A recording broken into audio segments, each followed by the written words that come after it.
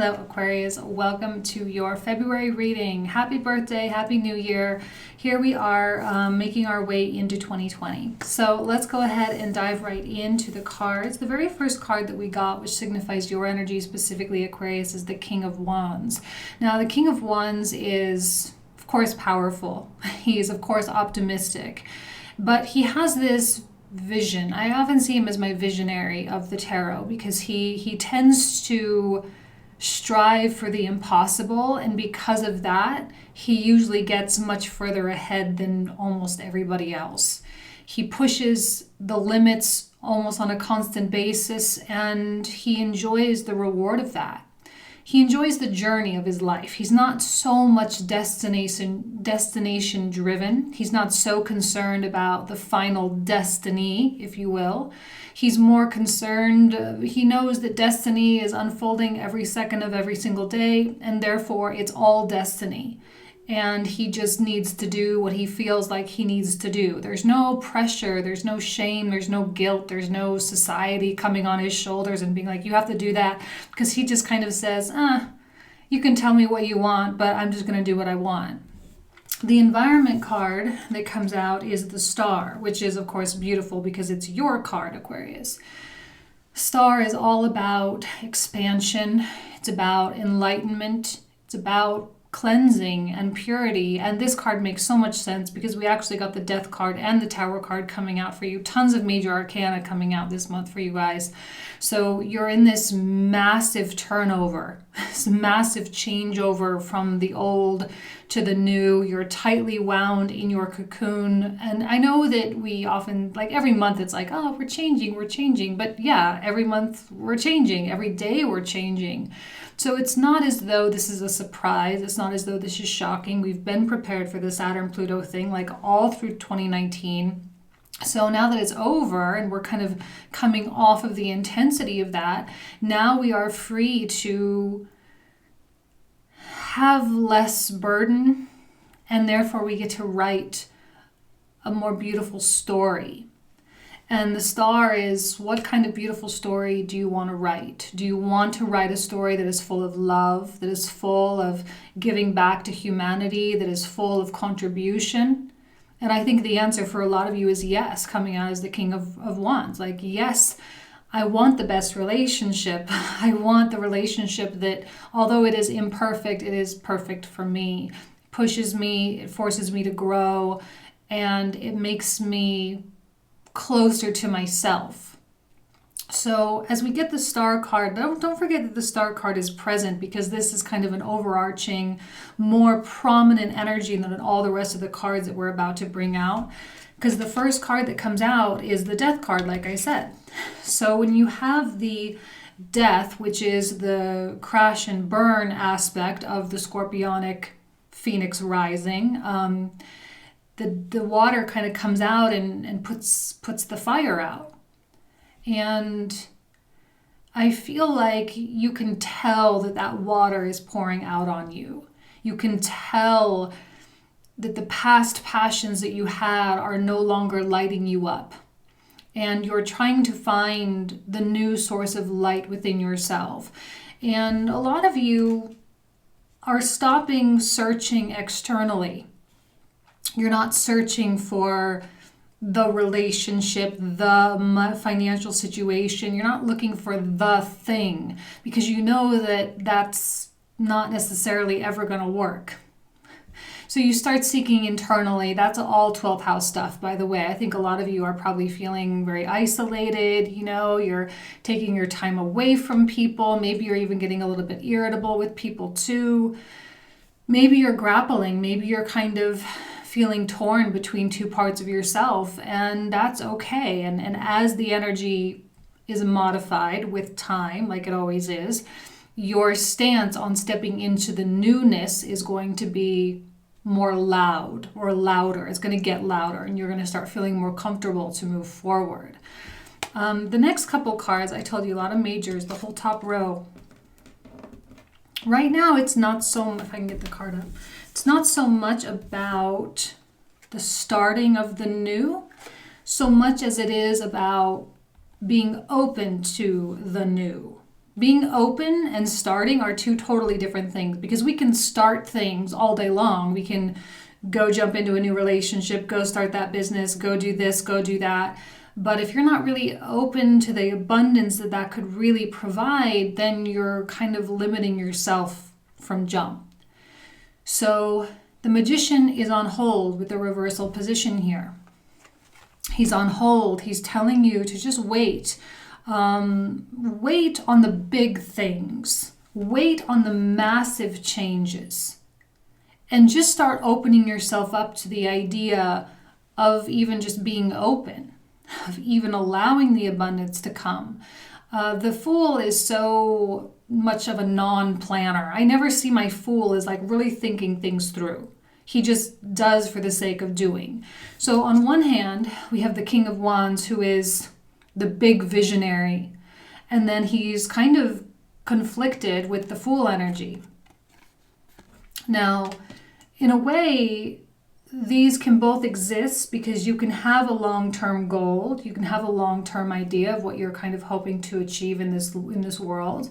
But there's no judgment on the path. And that's what I love about the Fool, is he just does what feels right in the moment. He makes no apologies for it. And he just says, I know that X, Y, and Z is not right for me today, so I need to move into A, B, and C for my tomorrow. And that's it. He's very short-sighted, which I think is good, because you can have the long-term vision with the short-sightedness, and it alleviates the self-judgment. Because then you're not like, oh, I should be doing it like this, or I should hang on, or I should, fulfill this obligation, or I should do what I said, because that's all stuff that causes 9 of Swords situations. It's stuff that weighs heavy on our shoulders and kind of, can manifest in physical illness and things like that. So I see none of that going on.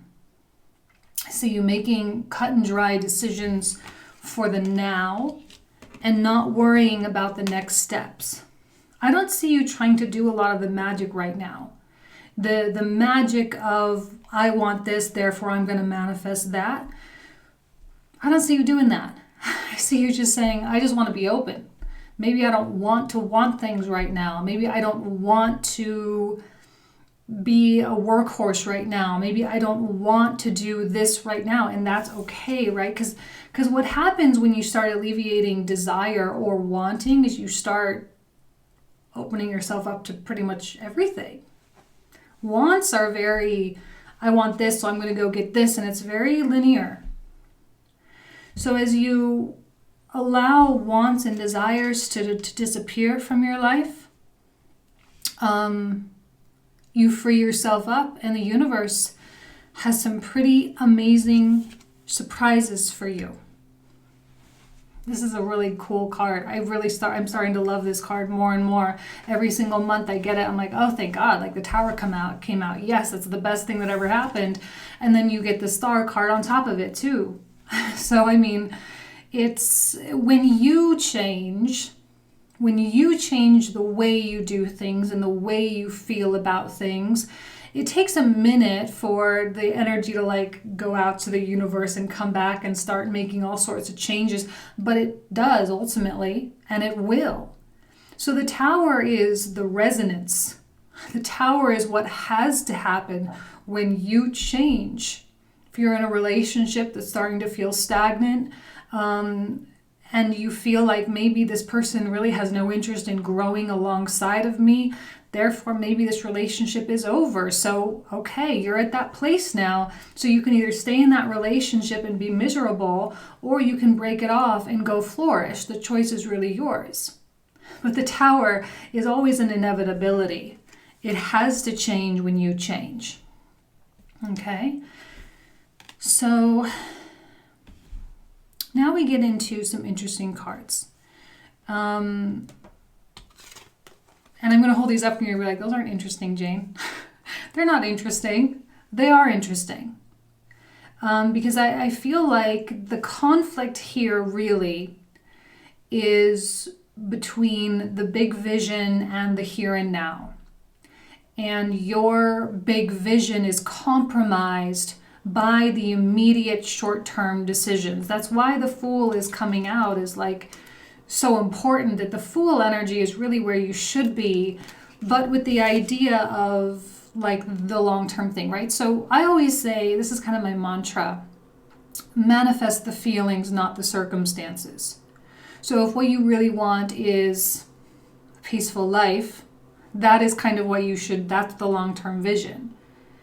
And however that should come to be, you can leave that up to the higher self or the higher intelligence to kind of give you the best possible circumstance by which you can enjoy your peaceful life. So what is the short-term decision? And I see this Queen of Swords here, the Queen of Cups, Queen of Swords, both you. And the Queen of Cups, I think, is wanting to keep things the same, because I think you care a lot about a person or a thing. You care a lot about it. You've put a lot of energy into it. It was your baby, if you will, and it was something you were passionate about, and now maybe that kind of thing is fading from your consciousness and you're starting to favor something else, and that's why the Tower needs to come in and cause some kind of change so that the new thing that is favorable is now going to be the priority. The Queen of Swords, she's always super sharp, right? She's always on point. She always knows, like, okay, we have to do steps X, Y, and Z in order to get there. But again, don't forget the Fool. He just kind of does one thing at a time. He's not trying to plan and not trying to strategize. So the Queen of Swords is also kind of debilitating as well, because she's trying to make sure that she's got a safety net before she jumps off this cliff here. And the Star and the Fool and the Death card and the Tower card are all saying, like, don't worry about the safety net. It's going to be okay. Don't worry about the next relationship. Don't worry about, you know, being able to pay your rent for 6 months. Like, just take it 1 month at a time, one day at a time. You don't have to have the whole thing all figured out. Because if you try to sit there and figure it all out the way the Queen of Swords is going to try to do, you're just going to stay in the same place. This is a tug of war here between the head and the heart. Boom. And then what happens when both forces are equally as strong? If one of these was reversed, I would say I would favor the heart or the head. But right now, they're both kind of equal strength, and therefore it can be debilitating. So the job is to let go. This is one of the hardest things. Let's not, you know, I know a lot of people really love this card, but this is one of the hardest things. This is jumping into the darkness when your guru tells you to have faith, and you're just supposed to have faith without any proof. Yeah. Right? Like, it's hard. It's really, really, really hard, because it means you have to let go of what you think it's supposed to be. And a lot of times what we think something is supposed to be is a part of our identity. It's a part of who we think we are. And the universe now is kind of like, don't worry about who you think you are. Allow yourself to become, or to simply just be. We're so focused constantly about progress and all of this, and like we feel like we have to actively go out and make ourselves better and live our best life and be the best that we can be, without just really being what we currently are. There's always, you know, there's a cultural thing, but I think a lot of people are being like, man, that is exhausting.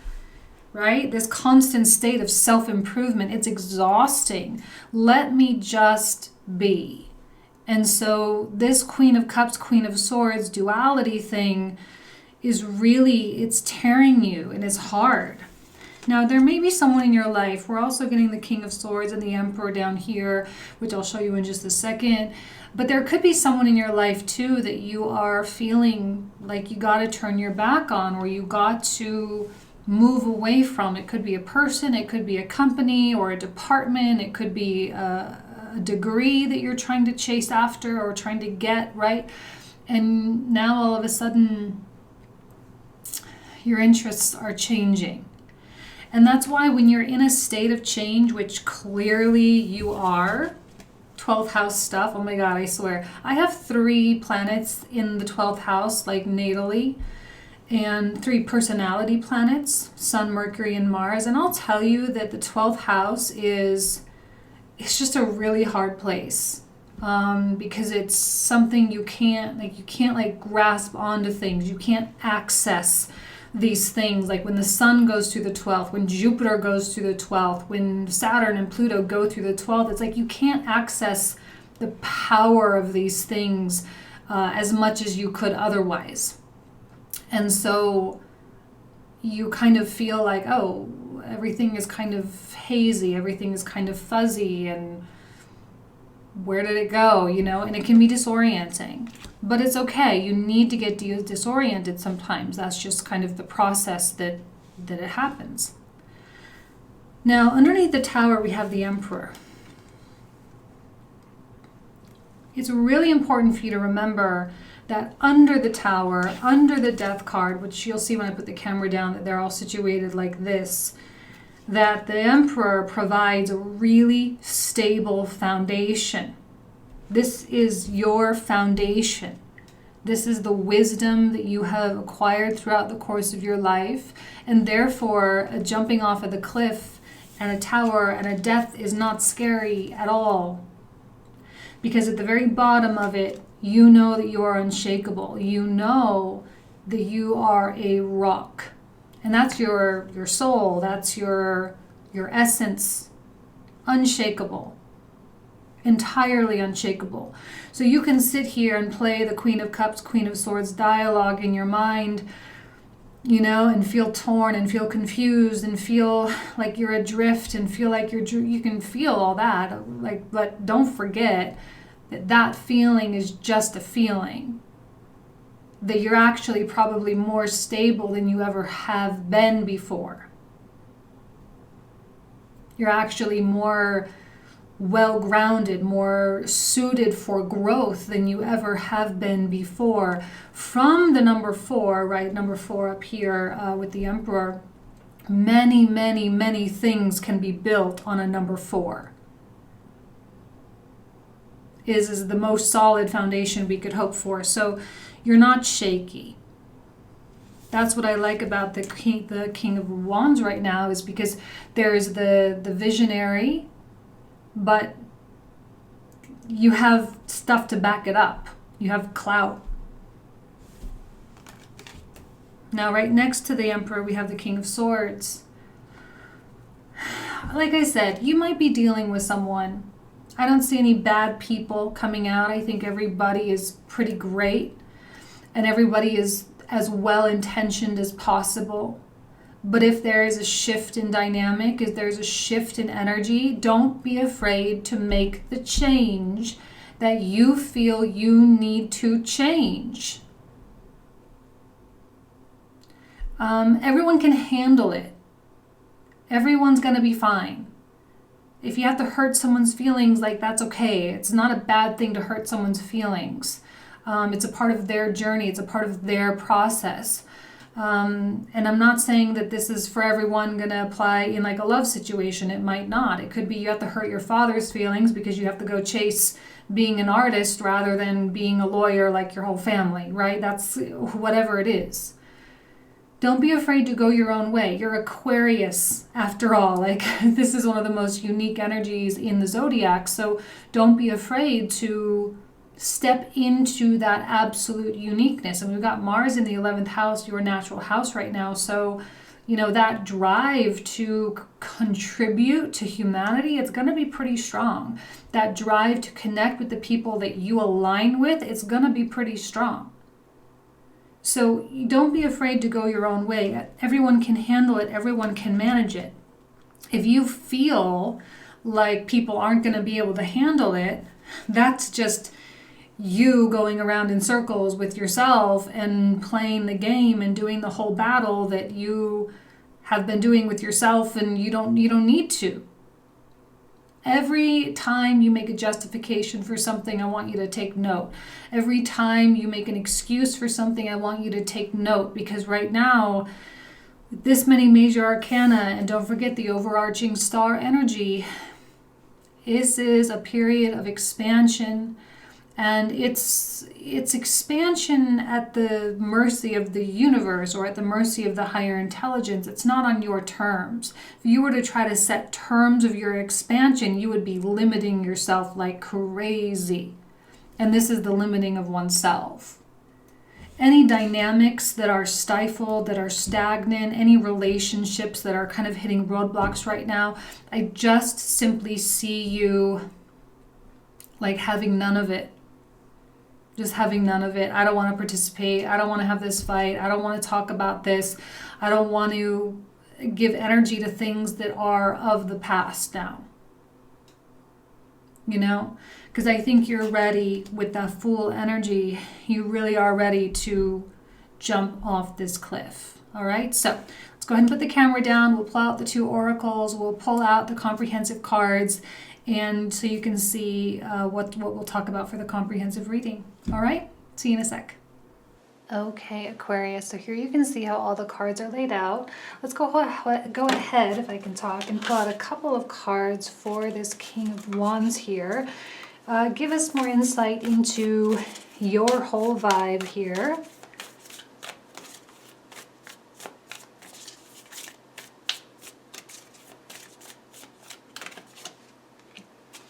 Your hard work is paying off. Yeah, because you have been pushed. You have been kind of forced to break, to fragment. You have been forced to dismantle things. And it's all going to be fruitful. It's all going to provide some form of abundance into your life. So that's amazing. Let's take a look at Psychic Tarot. The waiting game. Interesting. What waiting for what? For when you're going to decide to jump off that cliff, or to establish that openness, when you are going to finally admit to yourself that this whole thing is a losing battle, when you're going to admit to yourself how strong you really are. I think that's what the waiting game is. The universe, and therefore yourself, you are simply waiting for yourself to come to terms with where you're really at in a truly amazingly honest way, tapping into a truth within you that maybe has been sleeping or has been dormant for the sake of keeping everything manageable, right? The Tower is not about manageability. It's a little bit about chaos, and that's okay. Let's go ahead and pull out a couple of cards. Whoops, hold on, that's too many. Well, no, it's fine. We'll take them. For the King of Wands here, Moon reversed. I actually really like this. This, by the way, is called the New Palladini deck, in case anyone is curious. But I do like how a lot of these cards have nighttime. And I like the nighttime aspect because it's just so connected with the metaphor of like the unknown and the mystery and the infinite and all of that, and the womb of creation and all of that, which is really beautiful. Now let's go ahead and take a look at the Death card. For those of you who don't know what I'm doing, I'm pulling cards for the comprehensive reading, which will be available via the link down below in the description box. And we'll talk for usually approximately 20 to 25 minutes in those videos. Okay. A lot of thinking about your life. A lot of thinking about how things are kind of going down. Don't think too much. That's definitely a piece of advice. Don't think too much. Thinking keeps things stale.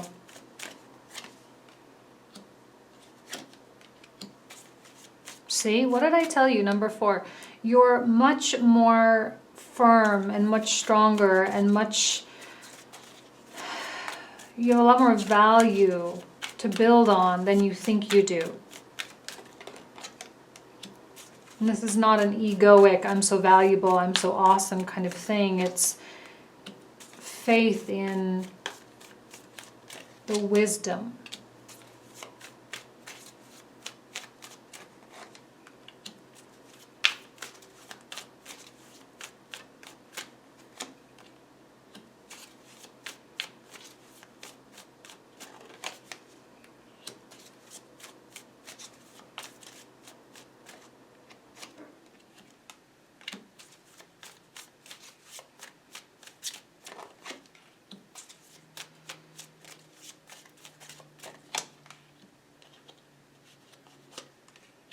Oh, let's do one more for the Queen of Swords. First one to come out twice. Oops. And we get the Emperor coming out again. Okay. Do one more. Actually, we'll do two more for the Emperor.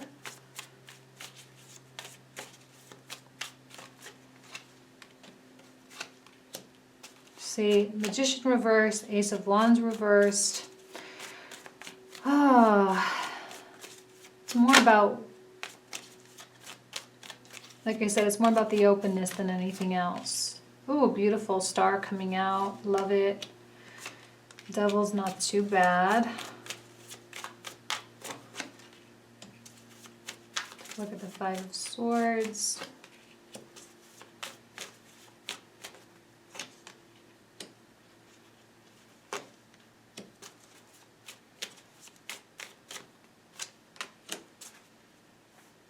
Okay. And bottom of the deck we have the Hanged Man. So let's go ahead, and this is where we will pick up in the comprehensive. Again, link will be down below. And if I don't see you there, I will see you next month. All right? Happy birthday, you guys. Take care. Bye-bye.